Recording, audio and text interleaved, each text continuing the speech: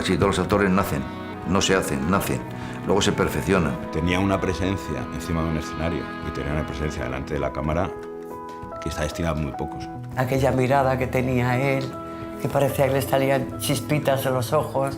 Vivió haciendo lo que más le gustaba, que era siendo un cómico. La gente lo veía como, no como un personaje, sino como una cosa real, ¿no?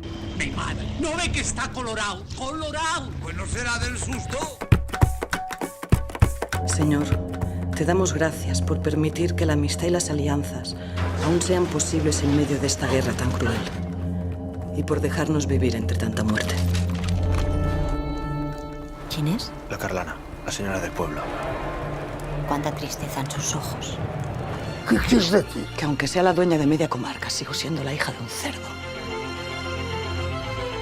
Nunca he matado a nadie. Pues ya es hora.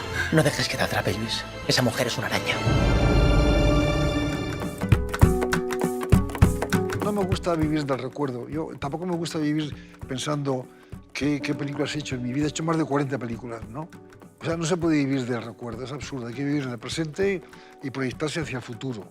O sea, mi padre es una persona que aparentemente insensible, fría, que no quiere hablar ni de recuerdos, ni de pasado, ni de nada, pero que luego no es así. O sea, lo que pasa es que hay que conocerle y hay que entenderle.